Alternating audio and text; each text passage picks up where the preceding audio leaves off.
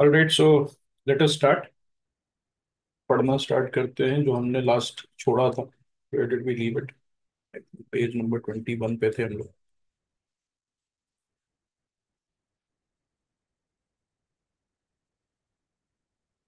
या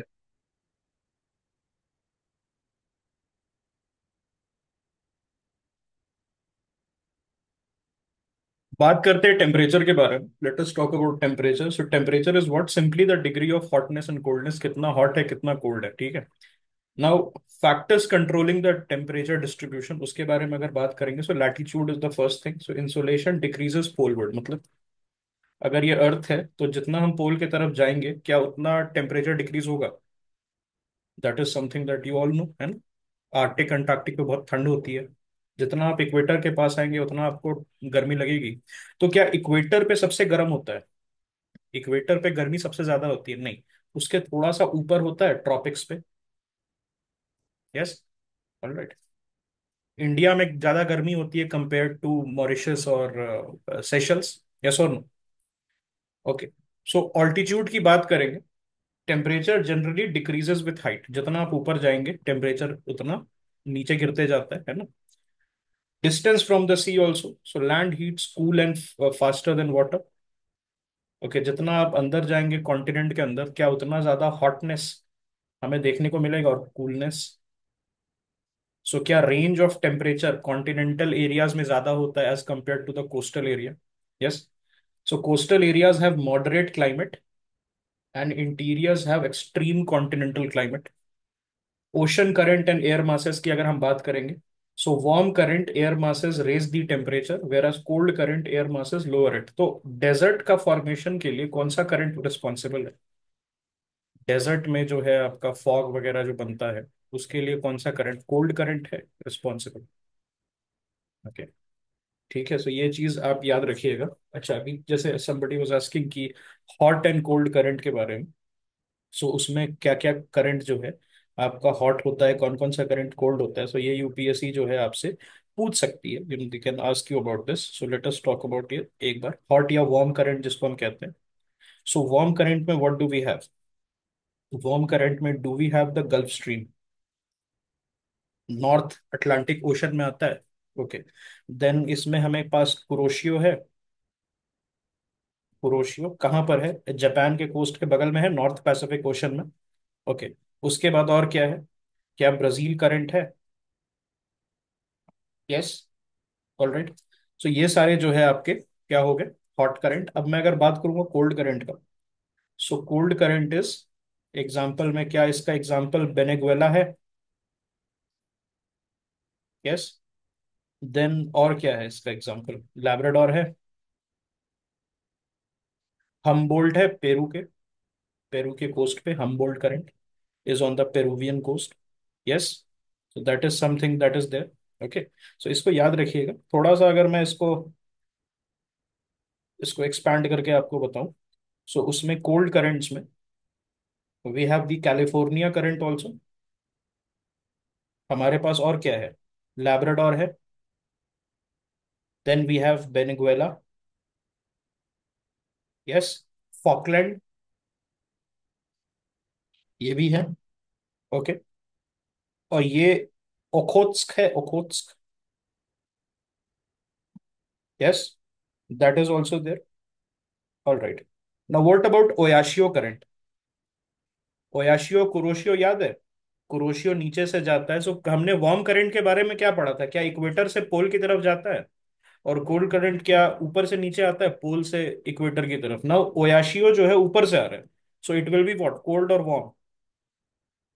it will be what, cold और warm. It will be cold current और नीचे से कुरोशियो जा रहा है। सो ये दोनों जब मिलेंगे तो यहाँ पर जापानीज फिशरमैन के बल्ले बल्ले होगी। Yes. So that is something that we know. Alright, इसको याद रखिएगा। Please keep this in mind. Alright, और कौन सा करंट है? और कौन सा करंट है? What about Agulhas? Agulhas current, it's a warm current. Mozambique is a warm current. क्या, अगर मैं अफ्रीका की बात करूं, ये रहा आपका अफ्रीका, सपोज अफ्रीका समझ लीजिए इसको, ये मडागास्कर है। यहां से अगुलास जा रहा है, यहाँ से मोजाम्बिक जा रहा है ऑन द ईस्टर्न साइड। और ये कौन सा रिवर है दोस्त? ये लिम्पोपो है, ये जाम्बेजी है। Limpopo and Zambezi. What about this river? Orange है। और ये कौन सा है? बेनेगुएला है करंट इसके वेस्टर्न कोस्ट पे। यस और नो? ठीक है, तो इसको याद रखिएगा। Do keep this in mind. All right, और क्या हो सकता है हमारे पास? हम्बोल्ट है। Humboldt is what? ये पेरुवियन कोस्ट पे है। Peru is where? Peru is where? On the western side. और पेरू जो है साउथ साउथ अमेरिका के वेस्टर्न साइड पे। और क्या वहां मिलता है हमें? एल नीनो ला नीना मिलता है। El Nino and La Nina. Yes. So El Nino में किसका फायदा होता है? क्या वहां के फिशरमैन का फायदा होता है? नहीं होता है। ओके, वहां नहीं होता है। ला नीना में फायदा होता है। उनका अपवेलिंग ऑफ न्यूट्रिएंट्स की वजह से फिशिंग, जो फिश है वो स्वेल कर जाता है, फिश का नंबर। उसके वजह से Peruvian fisherman have a very good time. Okay, what about Galapagos island? वहीं पर है present? Is it a part of Peru? Is it a part of Peru? नहीं, किसका पार्ट है? इक्वाडोर का। Okay, Galapagos island is part of the country of Ecuador. Okay, so इसको याद रखिएगा। What about California current? Californian coast पे आपको मिलता है। कोल्ड करंट है। Yes. What about Alaska current? What about Alaska current? It is a warm current. Yes. Okay, so इसको याद रखिएगा। ओके, नाउ ये क्वेश्चन आया था कि गल्फ स्ट्रीम के बारे में लास्ट ईयर आया था question. They had asked about this question. Okay. दूसरी चीज दूसरी चीज मैं आपसे पूछता हूँ। ओके, दूसरी चीज कि इसमें एक कैनरी करंट भी है। कैनरी आइलैंड्स याद है? स्पेन वाला हमने बात की थी, जहां रेफ्यूजीज बहुत चले चले गए हैं। सो कैनरी आइलैंड जो है अफ्रीकन कोस्ट के बगल में है, वो कौन सा करंट है? That is a cold current. Canary current is a cold current. Okay, so keep this in mind. The Canary current is a cold current. Okay, so आपका कहाँ से आ रहा है? ऊपर से नीचे आ रहा है, from the poles to your equator. That is happening. Yes. Okay. अच्छा, करंट जब इस तरीके से बनेगा, सो कोई सी है इसके बीच में? सैरागासो सी याद है? It has no, Sargasso sea does not have any kind of land. Okay, land उसके पास नहीं है, उसके बॉर्डर पे, बाउंड्री पे। नाउ एक चीज आप मुझे बताएंगे कि ये सैरागासो सी में क्या बहुत थ्राइविंग इकोसिस्टम हमें मिलता है? नहीं, सैरागासो सी में किस टाइप का इकोसिस्टम हमें मिलता है? क्या डेड इकोसिस्टम जनरली हमें मिलता है? सीवीड बहुत सारे मिलते हैं।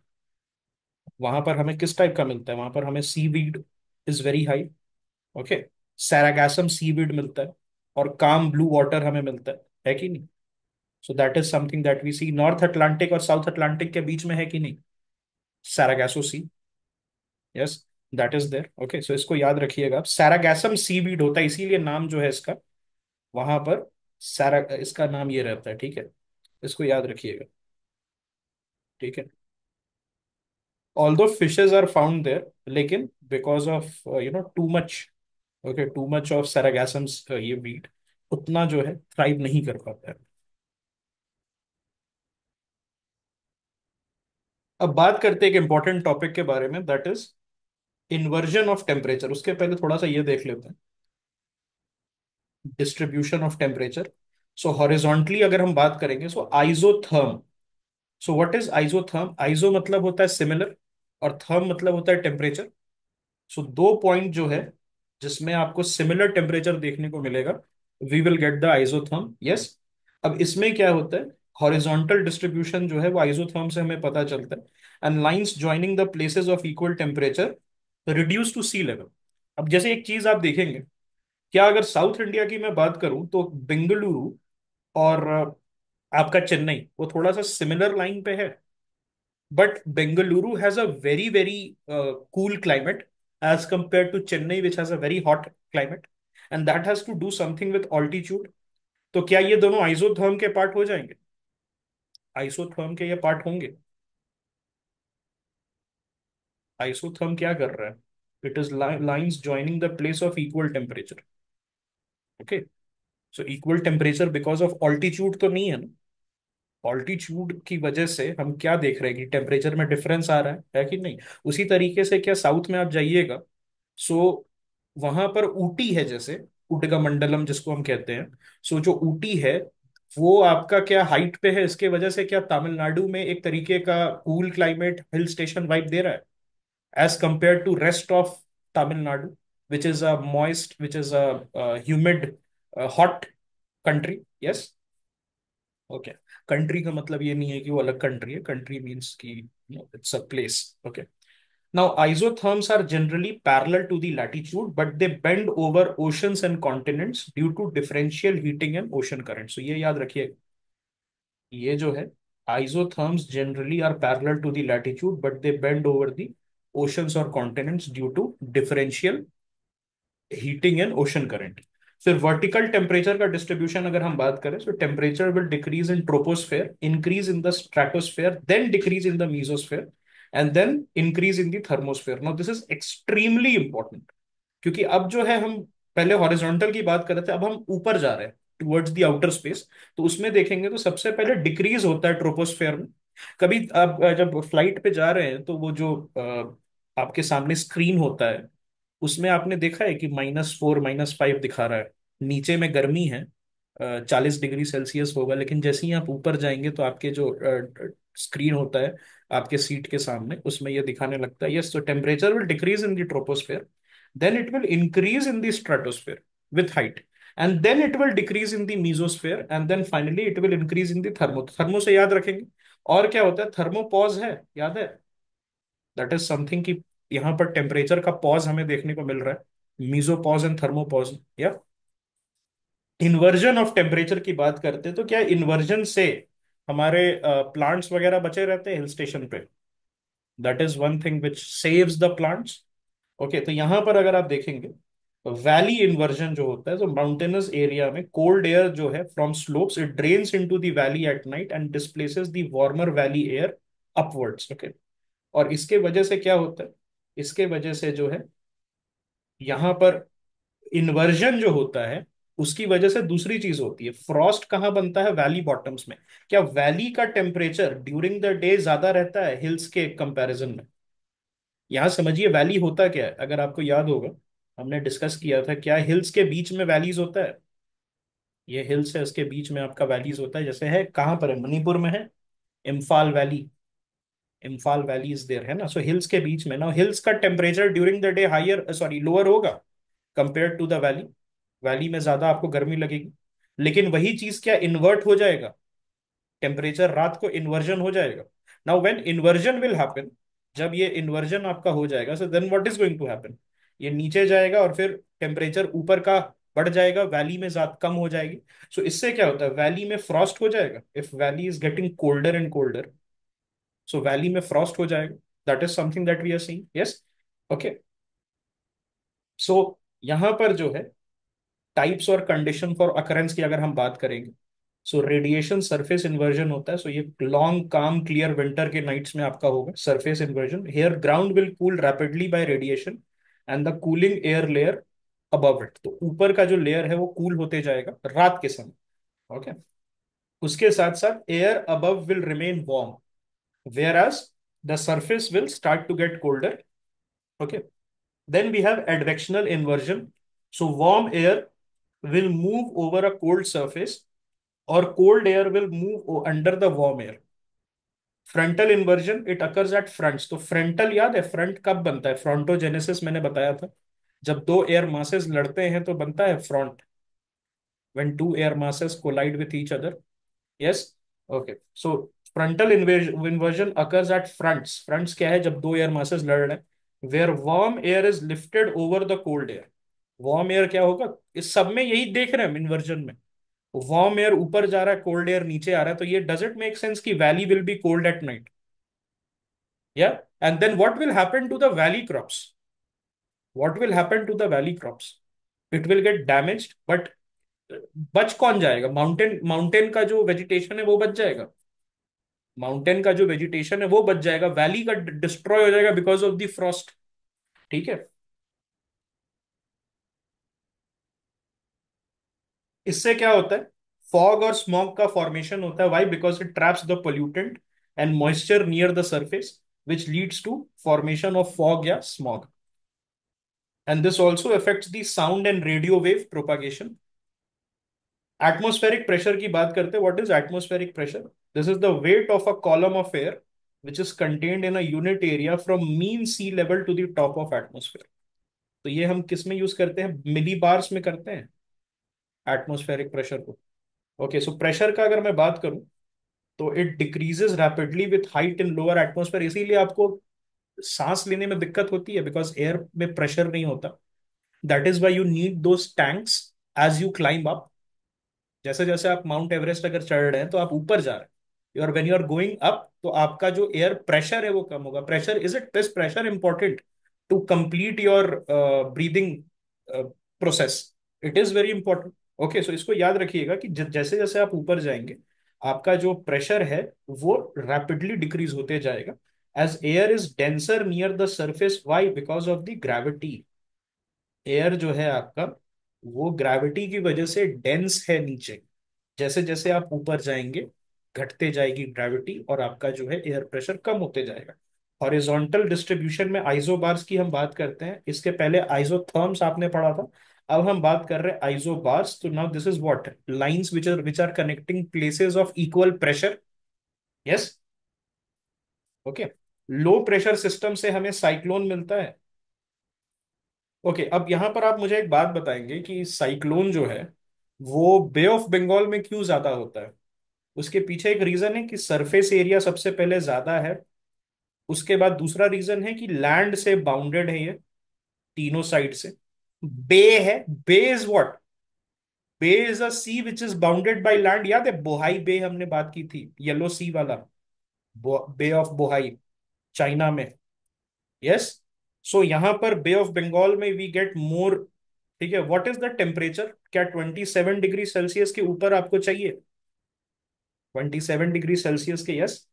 अब मैं आपसे कह रहा हूं कि एंटी साइक्लोनिक कंडीशन बन रहा है. So what is anti cyclonic condition? क्या क्लियर स्काइज है ये? अक्टूबर वगैरह में ये बनता है हमारे पास. अक्टूबर के दिल्ली वगैरह में आप जाइएगा कॉन्टिनेंटल एरियाज में, सो वहां पर हाई प्रेशर सिचुएशन है. ये क्या स्टेपी के ऊपर बनेगा जहां क्लियर स्काइज होते हैं? स्टेपी में, ग्रासलैंड्स में. Yes. So this is one thing. दूसरी चीज है, आप अगर देखोगे तो what I was meaning to ask you. ठीक है, एंटी साइक्लोनिक कंडीशन. अगर मैं ये अर्थ के डायग्राम बना रहा हूँ तो सबसे ज्यादा साइक्लोन्स किधर आ रहे हैं? ट्रॉपिक्स में आ रहा है. ये ट्रॉपिक्स में आ रहा है. उसके बाद सब ट्रॉपिक्स में साइक्लोन हो रहा है. सब ट्रॉपिक्स में साइक्लोन हो रहा है. जस्ट इसके ऊपर नहीं हो रहा है. इसके ऊपर नहीं हो रहा है, लेकिन क्या उसके ऊपर हो रहा है? इस पोलवर्ड्स एरिया में यहां हो रहा है. याद आ रहा है? हमने बात की थी ना Walker cell, Hadley Hadley cell और वॉकर सेल के बारे में, अगर आपको याद होगा. सो इसमें अगर हम देखेंगे तो क्या ऐसे है ऑल्टरनेट करके होता है? Low pressure high pressure, low pressure high pressure. और पोल्स पे क्या है? पोल्स पे we will get high pressure. Pole पे तो किसी टाइप का नहीं बन रहा है, लेकिन क्या सब पोलर रीजन में बन रहा है? जस्ट उसके नीचे. यस, वहां बन रहा है. ओके, तो हम उसको क्या कहेंगे? Will we talk about it as, one will be a tropical cyclone, the other will be what kind of cyclone? Temperate. Yeah. Okay. All right. World distribution of sea level pressure belt की बात करेंगे. सो equatorial low क्या होता है हमारे पास? ITCZ है और डोल्ड्रम्स. And यहाँ पर इंटेंस हीटिंग होता है इक्वेटोरियल रेंज रीजन में. And converging air will rise, है कि नहीं? जब हीटिंग होता है so air is going to rise. Whenever the heating is going to be there, the air is going to rise. Then we have subtropical highs और the horse latitude. ना horse latitude क्यों कहते हैं इसको? इसलिए कहते हैं कि जो जब आते थे हमारे पोर्चुगीज वगैरह और the Arabs, they used to come with horses. And then when they used to come to the horse latitudes तो वहां पर उनका सेल वो काम नहीं करता था because of the lack of air, because of the calm atmosphere. उनका सेल काम नहीं करता था तो क्या हॉर्सेस को फेंक देते थे? हॉर्सेस को, they use to throw some of the horses overboard. ताकि उनके उनका वेट कम हो जाए उनके शिप का। ओके, सो ये सब ट्रॉपिकल हाई है 30 to 35 डिग्री, और ये sinking air from Hadley cell यहाँ मिलता है हमें। And this is also the zone of divergence and calm. तो काम होता है इसलिए उनका सेल नहीं चल आजकल तो चलिए, you have a diesel electric और अ कोल पावर्ड शिप। लेकिन पहले क्या होता था, you use to have a wind powered sail, sail वाला शिप होता था जिसपे विंड लगता था। सो इसी मास्ट जो होता था, यस मास्ट। अब ये जो मास्ट है उसमें, बिकॉज अगर वो आप हॉर्स लैटिट्यूड में चले जाएंगे और काम एयर है, so you will not be able to go forward. तो यही प्रॉब्लम होती थी। Then sub polar low was there which rising air due to the convergence of westerlies and polar easterlies हमें यहाँ देखने को मिलता है। देन पोलर हाई, यहाँ पर कोल्ड डेंस सिंकिंग एयर है। सो जहां राइजिंग एयर होता है, क्या वहां पर हमें बनते हुए दिखता है साइक्लोन? और जहां सिंकिंग एयर होता है वहां पर हमें एंटी साइक्लोनिक कंडीशन देखने को मिलता है। this is very okay, this is very something which can be understood very easily. Okay, now what are the forces affecting wind? So we have the pressure gradient force which initiates the air movement from high to low pressure. So क्या हमेशा wind का movement होता है high से low pressure पे? India में ITCZ अभी बन रहा है as of now, on 24th of May we are having the ITCZ. उसके बाद क्या होगा? आईटीसीजेड क्या लो प्रेशर जोन है? तो रश करेगा विंड हाई प्रेशर से, रश करेगा मॉनसून। सो बेसिकली क्या इंडियन ओशन का पानी आ रहा है हमारे पास? That is the moisture that has been carried from the Indian ocean only. Yes और नो? ओके, वही चीज अगर एल नीनो हो जाएगा तो क्या डिवाइड हो जाएगा? जो जितना आना चाहिए वो इंडिया की तरफ नहीं आएगा, क्योंकि बिकॉज हीटिंग कहीं और भी हो रहा है, और हीटिंग कहीं और हो रहा है। So what is going to happen? The monsoon will split, some of the winds will come to India, but the rain will be very, very weak, and it can also be lead to famine or drought. Yes or no? उसके बाद हमारे पास क्या रहता है? Coriolis force is there, and this is the apparent deflective force due to the earth's rotation. तो ये real है क्या? Is this a real force? This is not a real force, this is an apparent force. ये लगता है कि हमें, it appears कि ये फोर्स हमारे ऊपर लग रहा है, and this is due to the earth's rotation, and it moves to the right in the northern hemisphere. मतलब ऑब्जेक्ट्स जो होते हैं उनको राइट की तरफ मूव करता है, और लेफ्ट की तरफ मूव करता है किधर? सदर्न हेमिस्फीयर में। ये चीज आपको याद होगा। ओके, उसके बाद उसके बाद कोरियोलिस फोर्स में जो अगर आपने देखा होगा, पोल्स पे क्या रहता है? पोल्स पे क्या मैक्सिमम रहता है? Coriolis force. और आपका इक्वेटर पे एब्सेंट होता है, जीरो होता है। अच्छा, अब यहां पर एक मैं आपसे क्वेश्चन डिस्कस करूंगा। वो देखा है आपने अभी जो मैंने भेजा था, स्क्रीन ग्रैब? ये याद है? ओके, सो ये जो स्क्रीन ग्रैब आप देख रहे हो, the screen grab that you are seeing, so इसमें क्या है? What we are having here, तो ये पूछ रहा है आपसे, this this is basically asking you कि tropical cyclone is not forming near the equator. What is the main reason? Coriolis force is zero. क्या इक्वेटर पे कोरियोलिस फोर्स जीरो होता है? It is zero. उसके बाद देखिए, value of gravity is the lowest. Is it so? क्या उसके वजह से the wind flows at right angle to the isobar? This is true. Perpendicular flow करता है। परपेंडिकुलर का मतलब होता है ना 90 डिग्रीज, राइट एंगल। ओके, अब यहां देखिएगा नीचे की तरफ, Coriolis force will act perpendicular to the pressure gradient force, and the pressure gradient force is what? Perpendicular to an isobar, मतलब 90 डिग्री। तो ये बिल्कुल सही है थर्ड वाला statement. Then the higher the pressure gradient the more is the velocity of the wind. जितना ज्यादा pressure gradient होगा उतना ज्यादा वेलोसिटी ऑफ विंड होगा, and the larger is the deflection in the direction of wind. तो क्या Coriolis force deflection है? It is the deflection caused by the earth's rotation. उसके बाद, as a result of these two forces operating perpendicular, that is perpendicular का मतलब क्या होता है? 90 degree to each other in the low pressure areas, the wind blows around it, or at the equator Coriolis force is zero and the wind blows perpendicular to the isobar। ये बिल्कुल सही बात है कि नहीं? ये बात सही है कि नहीं? इसलिए tropical cyclones do not form near the equator. वो ट्रॉपिक्स में होते हैं लेकिन एकदम इक्वेटर पे नहीं बनते। ठीक है, and the low pressure gets filled instead of getting intensified. That is the reason why tropical cyclones are not formed near the equator. Okay, so इस चीज को याद रखिएगा कि इक्वेटर पे क्यों नहीं होता है, क्योंकि rather than the low pressure reason getting intensified, तो जितना लो प्रेशर रीजन आपका इंटेंसिफाई होगा उतना बड़ा साइक्लोन बनेगा। But what is happening here on the equator, equator पे हमें क्या देखने को मिल रहा है कि लो प्रेशर रीजन फिल हो जा रहा है। अगर फिल हो जा रहा है तो इंटेंसिफिकेशन होगा। आप ऐसे समझिए कि आपको खाना नहीं मिल रहा है, आप भूखे पेट हैं, आपको गुस्सा बढ़ते जा रहा है, यू आर गेटिंग हैंग्री। आपका आप जितना हर घंटे आप जो है गुस्से में जा रहे हैं, हर घंटे आपको गुस्सा आ रहा है because you are not getting food, then what is going to happen, आप फटेंगे ना एक बार में। You are going to burst, किसी पे गुस्सा करेंगे आप, तो दैट इज द साइक्लोन। अगर उसमें कुछ वो लो प्रेशर रीजन बनते जा रहा है, बनते जा रहा है, उसके अंदर आप जो है सिर्फ एयर भरते जा रहे हैं, कुछ नहीं हो रहा है वहां पर, तो वो साइक्लोन फटेगा। It is going to make a landfall और not, it is going to cause destructions. And then यहां पर क्या हो रहा है, here what is going to happen in the on the equator, the low pressure region gets filled।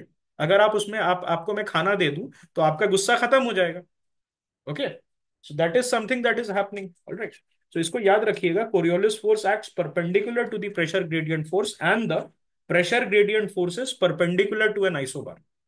Okay, so please remember, wind flows at right angle to the isobar in the equator, and the Coriolis force is zero. It has nothing to do with value of gravity। I hope this is clear to everybody। So please remember, the Coriolis force is absent at the equator and it is maximum at the pole, and it acts perpendicular to the wind direction। Okay. Now, Coriolis force is fundamental to understanding the large scale atmospheric and oceanic circulation, and without it, the winds would flow directly from high to low pressure, and complex systems like cyclones would not form as they do। So cyclone बनने के लिए क्या Coriolis force का होना जरूरी है? क्या इसके लिए हमारा इक्वेटर पे कोरियोलिस फोर्स जीरो है? और इक्वेटर पे जीरो है तो इसीलिए साइक्लोन्स नहीं बनते हैं। लेकिन क्या बारिश होती है इक्वेटर पे? 4 PM रेनफॉल हमने पढ़ा है ना, 4 PM rainfall, cloud cover is there. Okay, ये चीज जो है इसको समझ लीजिएगा, इंपॉर्टेंट है आपके लिए। अगर नहीं है, ओके, नहीं है Coriolis force, so wind will directly flow flow from high to low pressure, and उससे क्या होगा, cyclones would not form. Okay, geostrophic wind के बारे में बात करते हैं, सो अपर एटमोस्फेयर में, ऊपर के एटमोस्फेयर में, which is above the friction layer, आपका जो पीजीएफ होता है, it is balanced by the Coriolis force. Okay, उसको क्या करता है, and hence winds will flow parallel to the isobar. Winds will flow what, parallel to the isobar. Okay, so what is PGF? PGF confuse नहीं होइएगा, pressure gradient force है। Okay, what is this? Pressure gradient force. तो इसको समझिएगा कि upper atmosphere में pressure gradient force is balanced by the Coriolis force and winds will flow parallel to the isobar. General circulation की बात करते हैं, so global pattern of wind is driven by what, latitudinal heat imbalance. So क्या different latitude पे heat का imbalance हमें देखने को मिलता है, इसीलिए मैंने कहा ना, बीच में नहीं हो रहा है, यहां पर साइक्लोन बन रहा है, यहां पर काम है, यहां साइक्लोन बन रहा है, एंड देन फिर पोल्स पे आपका काम है ना, इसी तरीके से हो रहा है। सो सेल्स में हमारे पास क्या क्या है, हैडली सेल है, Hadley cell is located where, क्या ये ट्रॉपिक्स में है, ट्रॉपिकल एरिया में, या? और हमारे पास फेरल सेल कहां पर है, फेरल सेल है हमारे पास मिड लैटिट्यूड्स में। नाउ हैडली सेल जो है ट्रॉपिकल सेल है, it air rises at the inter tropical convergence zone and moves poleward, poleward की तरफ जाएगा। एयर हमेशा कैसे करता है, हाई प्रेशर से लो प्रेशर, सो पोल की तरफ बढ़ना स्टार्ट करेगा, then it will sink at the sub tropical high. तो जहां सिंकिंग होती है वहां पर क्या होता है, क्या आपको वायलेंट एटमोस्फेयर मिलेगा कि काम मिलेगा? हाई प्रेशर काम, जहां से राइज करता है वहां पर आपको वायलेंट एटमोस्फेयर मिलेगा, that is on the tropics. ठीक है, and then it returns to the equator as trade winds. तो ये याद है हमने डिस्कस किया था, इस तरीके से जाता है, ऊपर जाएगा पोल्स की तरफ और फिर सिंक कर जाएगा, बिकॉज इसके पास ज्यादा फोर्स नहीं है, फिर ये जो है रिटर्न कर जाएगा, तो एक साइकिल बन जाएगा। उसी तरीके से फेरल सेल जो है, it is also indirectly driven ये सरफेस वेस्टर्ली जो फ्लो है, it will move towards the pole, air rises at the sub polar low, and then equatorward का शिफ्ट जो है हमें देखने को मिल जाता है, and then it will sink at the sub tropical high. When it will sink, it will create a region of calm, और जहां से राइज करेगा वहां पर ये किस तरीके का बनाएगा, वायलेंट रीजन बना देगा, ठीक है। पोलर सेल फिर कहां पर है, air will rise at the sub polar low and it will move poleward, but then it will, जैसे जैसे मूवमेंट होगा फिर वो सिंकिंग की तरफ जाएगा, then it will sink at the polar high, and then इसका इक्वेटर वर्ड का रिटर्न स्टार्ट हो जाएगा। तो क्या हम ऐसे कह सकते हैं कि अर्थ पे मल्टीपल सेल्स काम कर रहे हैं, बीच में हैडली, उसके ऊपर फेरल, उसके ऊपर पोलर, ऐसे करके? ओके, ऐसे है ये, करेक्ट मैंने बनाया है, करेक्ट डायग्राम इस तरीके से, that is how how it is going to be. Okay, alright, ENSO की बात करते हैं, El Nino Southern Oscillation. El Nino Southern Oscillation, this is basically the warming of central east Pacific, तो उसमें El Nino हो गया। Central और east Pacific में क्या, ईस्ट पैसिफिक है क्या दोस्त, पेरू है, Peru. East Pacific is the Peruvian coast only. अब वेस्टर्न पैसिफिक क्या है, is it New Zealand and the Australia? अब ईस्ट पैसिफिक और सेंट्रल पैसिफिक में जब गर्मी होगी तो ऑब्वियसली लो प्रेशर रीजन बनेगा, फ्रॉम हेयर टू हेयर, यहाँ इंडियन ओशन से जाएगा विंड, उसको कॉल आएगा कि आ जाओ मेरे पास। Okay, that is something that is there, and this is link to the pressure changes, that is southern oscillation. Okay, so इसमें हमने क्या पढ़ा था, इंडियन ओशन डाइपोल पढ़ा था, एनसो और Indian ocean dipole. Okay, so basically ENSO है क्या, एनसो क्या ये कैरेक्टराइज्ड है बाय अ फ्लक्चुएटिंग सी सरफेस टेम्परेचर पैसिफिक ओशन में, या, और इसमें होता क्या है, व्हाट डज हैपन, तो इसमें दो फेजेस हमें देखने को मिलता है, एक है El Nino phase, that is the warm phase, and then you have the La Nina phase, that is the cold phase, yes और no?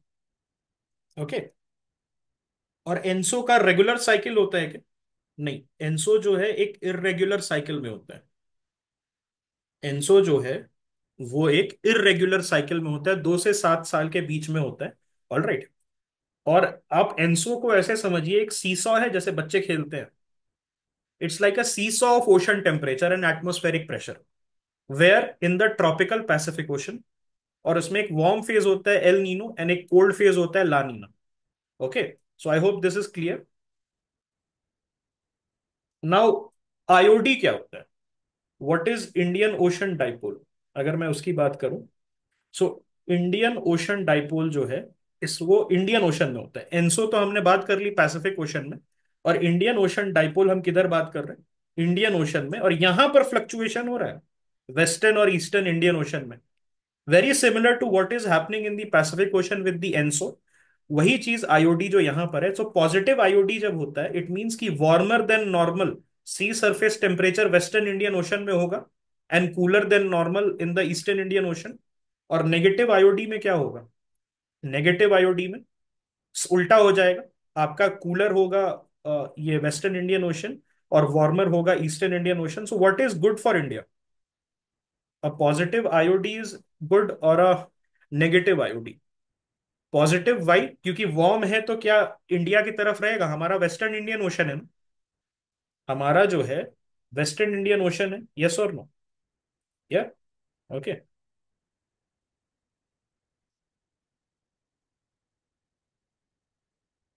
Okay, so positive IOD की वजह से stronger than normal Indian sub continent में हमें rainfall देखने को मिलता है। So does it hamper the, not hamper, but does it impact the agriculture productivity as well, because natural irrigation हो रहा है कि नहीं? या, बात करते हैं सीजनल विंड्स के बारे में, मानसून, मानसून है क्या, this is just the seasonal reversal of wind, तो क्या दोनों तरफ से हो रहा है? हाँ, एनसो में ला नीना एल नीनो वाला सीसॉ होता है, okay, cold phase and the warm phase. Seasonal winds के बारे में हम बात करते हैं, तो सीजनल विंड्स क्या, मानसून है रिवर्सल ऑफ विंड हम बोलते हैं, seasonal reversal of wind. Now seasonal reversal of wind जो है वो दोनों तरफ से होता है। एक होता है वार्म फेज में, जब हमारा ITCZ बनता है तो हम बुलाते हैं, और उसके बाद क्या, उसको बुलाना फिर सदर्न हेमिस्फीयर से बुलाहट आ जाता है during the winter months, when the sun's apparent position shifts, that is also there, है कि नहीं? सो सन के मूवमेंट पे डिपेंड करता है, सन का मूवमेंट आपका आ जाता रहता है। ओके, सो ये याद है ना कि 4 जुलाई को क्या सन क्लोजेस्ट होगा अर्थ के? क्या सन क्लोजेस्ट होगा अर्थ के 4 जुलाई को? इस समय क्या अफीलियन नहीं है, सन से हम फारदेस्ट होते हैं। सन से हम फारदेस्ट होते हैं। और पेरीहीलियन कब होता है दोस्त? पेरीहीलियन कब होता है? 3 जनवरी को होता है। पेरीहीलियन आपका 3 जनवरी को होता है, that is the closest point to the sun. और 21 जून को क्या लॉन्गेस्ट डे होता है नॉर्दर्न हेमिस्फीयर में, and the sun does not set on the Arctic. Whereas क्या 23 दिसंबर को लॉन्गेस्ट डे होता है सदर्न हेमिस्फीयर में। यस। ओके, सो ये चीज याद रहेगा।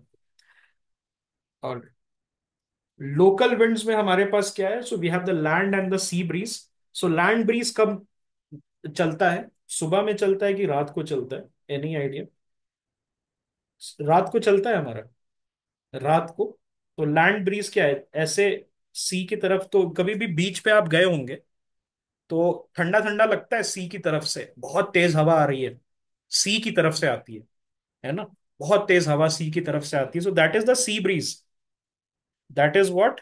That is the sea bridge, and sea breeze occurs during the day, and this happens because of differential heating, whereas land breeze it happens during the night. Okay, so इसको याद रखिएगा। Now night वाले में जो है आपको sea breeze देखने को मिलता है, सॉरी लैंड ब्रीज देखने को मिलता है, उसके पीछे का रीजन क्या है? क्या during the day land heats up faster than the ocean? Y?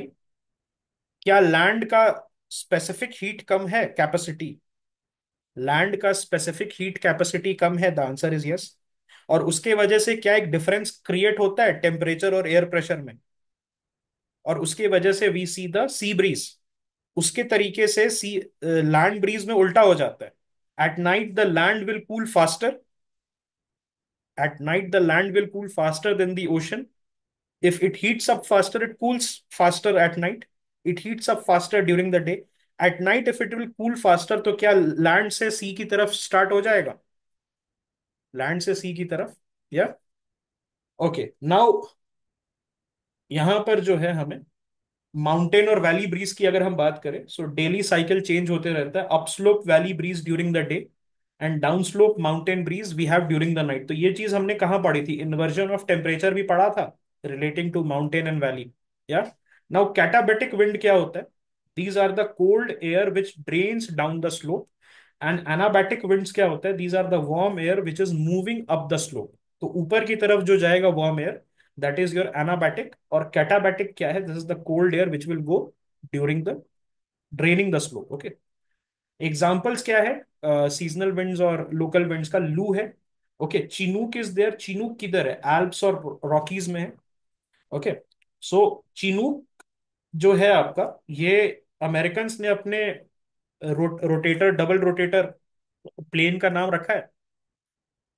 सो वहां से हमें पता चलता है कि अमेरिकन है ये, बिकॉज ये अमेरिकन हेलीकॉप्टर का नाम है।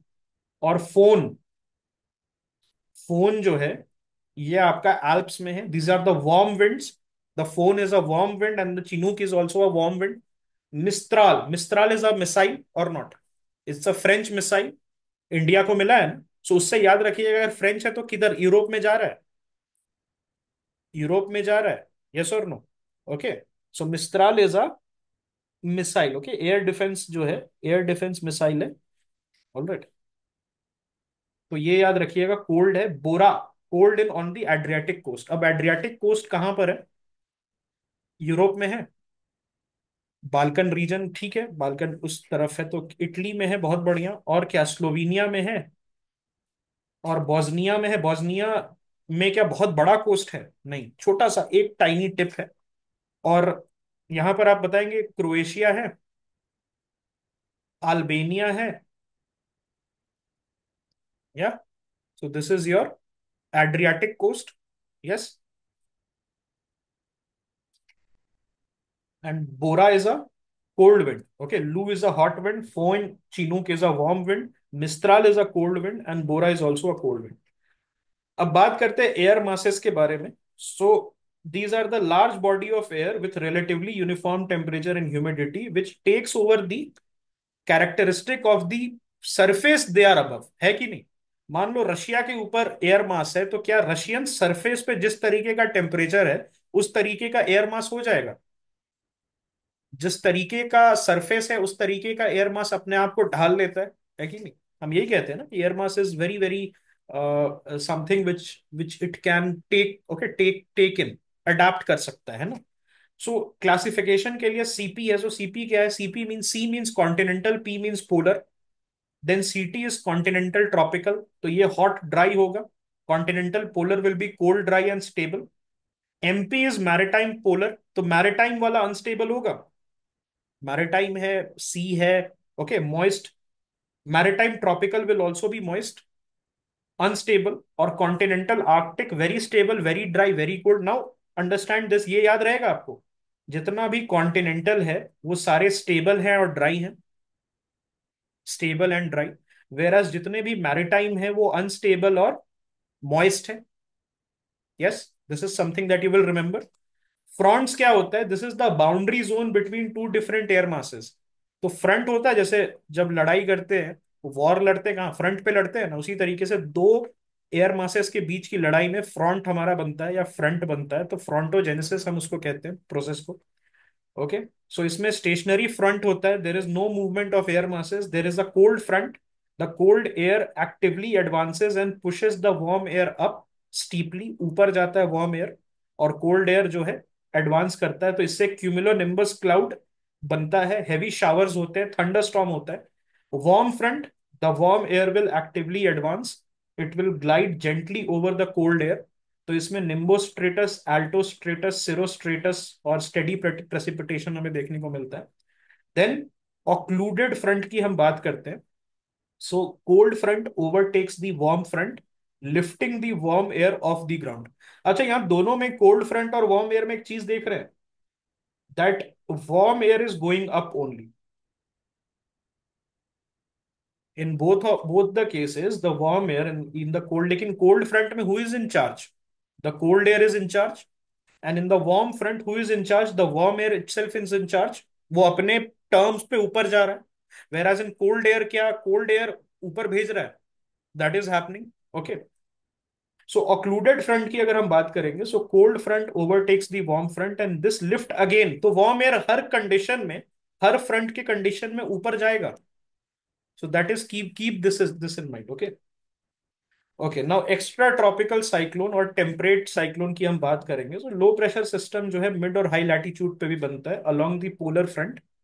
और यहां पर मूवमेंट क्या होता है? वेस्ट से ईस्ट की तरफ. Okay. It covers larger area as compare to the tropical cyclone, इसको याद रखिएगा. लेकिन वायलेंट होता है क्या ये temperate cyclones? They are not violent. Who is violent? Tropical is. ज्यादा अगर 27 डिग्री सेल्सियस से ज्यादा हो जाए, वायलेंस हमें देखने को मिलता है. इसको कोरियोलिस फोर्स की जरूरत होती है. सो अगर कोरियोलिस फोर्स की जरूरत है, तो इक्वेटर पे तो जीरो है. तो क्या इक्वेटर पे इसलिए नहीं बनता? इसीलिए इक्वेटर पे नहीं बनता. Yes. And it moves east to west. अब देखिए, temperate cyclone west to east, where as tropical cyclone is moving what? East to west. Okay.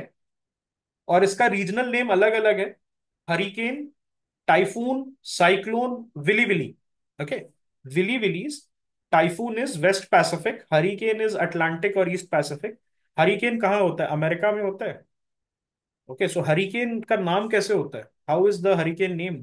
Cyclone का तो हमें पता है कि जो इंडियन ओशन रीजन के जो कंट्रीज है, थाईलैंड, पाकिस्तान, इंडिया, ये सब है. हरिकेन जो है वो जनरली अमेरिकन सोल्जर्स, ऐसा कहा जाता है कि अमेरिकन सोल्जर्स अपनी गर्लफ्रेंड के नाम पे रखते हैं. तो हरिकेन कटरीना, ओके, इस जो है अपनी गर्लफ्रेंड्स के नाम पे वो रखते हैं. ठीक है. टाइफून्स कहां पर है? क्या ये टाइफून जब जापानीज है? जापान सेम चीज है. ट्रॉपिकल साइक्लोन, इसके अलग अलग नाम, इसके क्या है, इसके अलग अलग नाम। नाउ स्ट्रक्चर कैसा होता है, आई काम होता है इसका, लेकिन eye wall is the most intense part, is the most violent part, eye wall, but the eye is the calm centre. 10 से 50 किलोमीटर का इसका डायमीटर होता है, वेराज आई वॉल जो है it's the ring of intense thunderstorm which surrounds the eye. यहाँ strongest wind और heaviest rain हमें देखने को मिलता है। हजार्ड की बात करते हैं तो बहुत ज्यादा ये जब लैंडफॉल करता है, सो उसकी वजह से प्रॉब्लम होता है। लेकिन क्या लैंडफॉल जब करता है तो उसका मॉइस्चर का एक्सेस कट हो जाता है, बिकॉज मॉइस्चर तो वो सी से मिल रहा है उसको।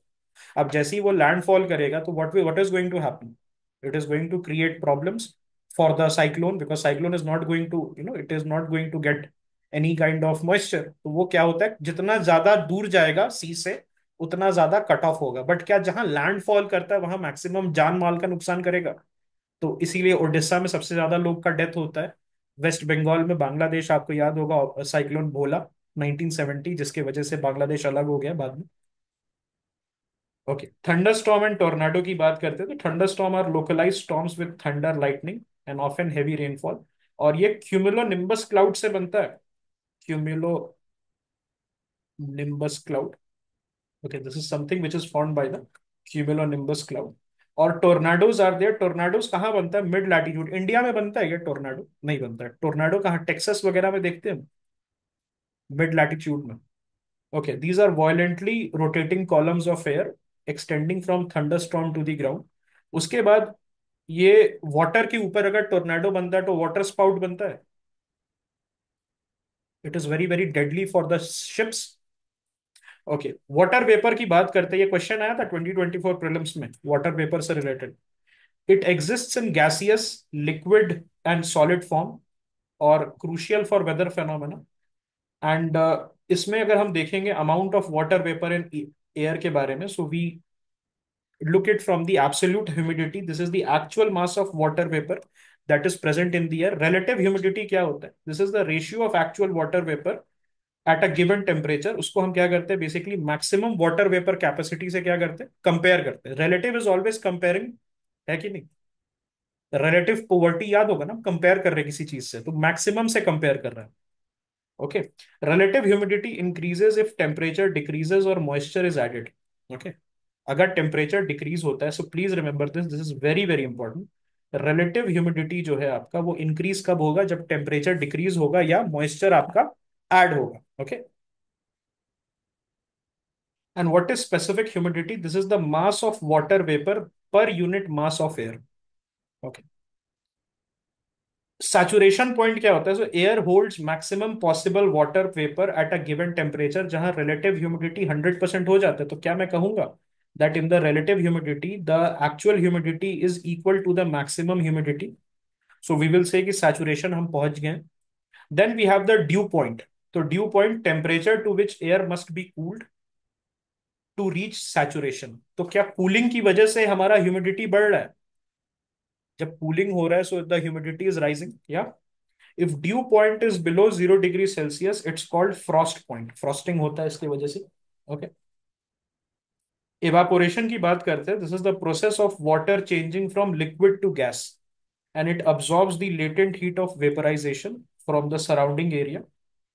और लेटेंट हीट ऑफ वेपराइजेशन से इसलिए होता है कि आपका जो स्टीम है उससे आपका हाथ ज्यादा जल जाता है compare to normal boiling water.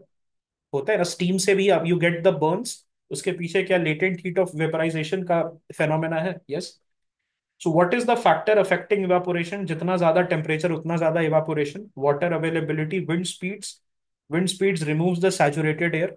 सो जितना सैचुरेटेड एयर रिमूव होगा, क्या उतना कैपेसिटी बढ़ेगा to more to get more evaporation. Okay, now condensation की बात करते हैं, so process of water vapour changing to liquid water और ice crystals, and this releases latent heat of condensation and it occurs when air cools to its dew point। what was dew point अगर याद होगा, ये this is the temperature जिसको हमको पाना है so that हम जो है सैचुरेशन तक पहुंच जाए, 100% ह्यूमिडिटी तक पहुंच जाए। ओके, ओके, नाउ इसको मिस, ओके हाँ, क्लाउड्स के बारे में बात करते हैं। So clouds are classified by their height and appearance. तो हाई क्लाउड में हमारे पास कौन कौन सा क्लाउड है? We have the cirrus cloud, which we have the cirrocumulus cloud, और सिरोस्ट्रेटस। तो हाई क्लाउड कैसा होता है? थिन होता है, विस्पी होता है, इसीलिए क्या, जितना आप ऊपर जाएंगे उतना आपको काम एरिया मिलेगा। इसीलिए क्या, स्ट्रेटोस्फेयर में उड़ता है प्लेन। मिडिल क्लाउड, यहाँ वाटर ड्रॉपलेट्स आपको दिखता है, sometimes ice crystals, altocumulus, altostratus.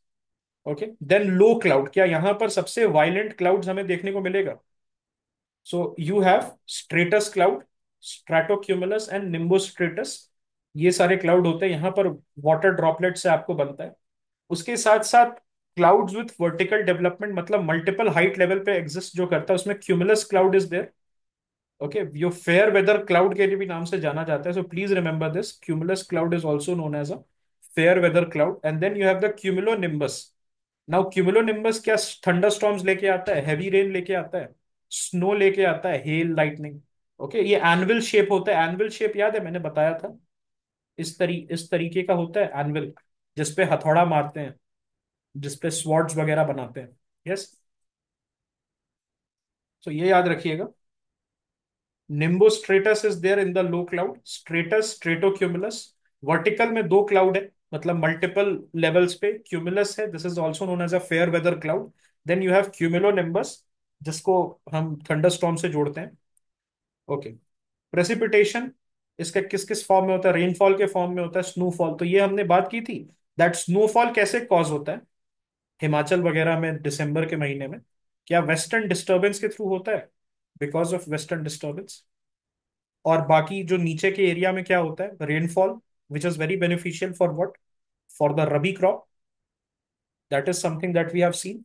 Okay, sleet की बात करते हैं, so frozen, refrozen raindrops हमें दिखता है। So rain falls through the sub freezing layer near the ground. And then lumps of ice हमें हेल में दिखता है। तो हेल स्टॉर्म में अभी फंस गया था आपका जो इंडिगो का फ्लाइट है, विच गॉट डैमेज्ड, अगर आपने पिक्चर्स देखे होंगे। Okay, so hail is formed where in the cumulonimbus cloud. Cumulonimbus में जो आपको मल्टीपल क्लाउड जो है वो देखने को मिलता है। Okay, alright. Now types of rainfall बहुत सिंपल है, एक है कन्वेक्शनल रेनफॉल, एक है ओरोग्राफिक। ओरोग्राफिक क्या माउंटेन वाला होता है, दैट माउंटेन में रेन शैडो एरिया बना देता है, बिकॉज माउंटेन के ऊपर जब जाता है, so it does not have enough energy कि वो उधर जाके उधर चले जाए दूसरे साइड। तो एक जगह रेन फेड एरिया हो जाता है और एक जगह रेन शैडो एरिया हो जाता है, leeward side and windward side. So ये कहाँ पर देखने को मिलता है? वेस्टर्न घाट्स में देखने को मिलता है। ईस्ट, ये जो वेस्टर्न घाट्स के बगल वाला पार्ट है आपका, वो वहाँ बारिश नहीं होती है, arid, semi arid condition Karnataka में देखने को मिल रहा है। एंड जो कर्नाटका का आपका वेस्टर्न घाट्स वाला पार्ट है, वहाँ खूब बारिश हो रही है। Okay, then convectional rainfall is caused by heating of surface, warm air rises, it expands, it cools, it condenses। उसके बाद cumulonimbus cloud बनता है, उसके बाद heavy showers, thunder lightning हमें देखने को मिलता है। कन्वेक्शनल रेनफॉल किधर कॉमन है? इक्वेटोरियल रीजन में, तो ये इसी को हम कहते हैं 4 PM rainfall. 4 PM rainfall generally यहाँ पर हमें देखने को मिलेगा। देन साइक्लोनिक रेनफॉल क्या होता है? It is associated with cyclones, extra tropical cyclones, so warm air will rise over cold air along the fronts। Tropical cyclone में intense convection will happen and convergence will happen across the low pressure center. When the convergence will happen, it will carry a lot of moisture or not? Moisture carry करेगा तो बारिश तो होनी ही होनी है। Okay, world distribution of rainfall की बात करेंगे, सो हैवी रेनफॉल किधर? इक्वेटोरियल बेल्ट में 200 सेंटीमीटर से ज्यादा। सो ये क्रॉप से याद आया आपको? क्रॉप्स का याद आया? So certain crops are there, जो मैंने बताया था, जितने भी पोर्चुगीज लेके आए थे न्यू वर्ल्ड से, सारे ड्रॉट ड्रॉट सेंसिटिव हैं, जैसे पपाया हो गया एंड ऑल दीस। और जितने भी इंडियन हैं, they are drought tolerant. Yes और नो? देन मॉडरेट रेनफॉल कहाँ मिलेगा? कोस्टल एरियाज में और इंटीरियर ऑफ द कॉन्टिनेंट्स में। Low rainfall central tropical land, eastern and the interior temperate lands. And very rain low rainfall rain shadow area में, continental interiors में, high latitudes and subtropical deserts में मिलेगा। और rainfall increase करता है from equator to poles, sorry decrease करता है, not increase. Equator पे मैक्सिमम होता है और पोल्स पे आपका लोवेस्ट होता है। Ocean get more rainfall than land, क्या इसलिए होता है? बिकॉज यहाँ पर मैक्सिमम प्रेजेंस होता है मॉइस्चर का, मॉइस्चर, और जैसे जैसे आप लैंड पे जाते हो कट ऑफ हो जाते हैं, okay. And coast get more rainfall than the interiors, so that is also something there. Now, what is the difference between climate and weather? Weather is the state of atmosphere at a particular time. और वही अगर weather phenomena over 10, 15 years, 20 years, 30 years से ज्यादा हो जाएगा, we will say it is the climate. Okay, weather is the day-to-day changing phenomena. Climate is the long-term weather phenomena. Okay, ठीक है. Yeah. So, I think अब ज्यादा बचा है नहीं. Almost we are at the end of our. So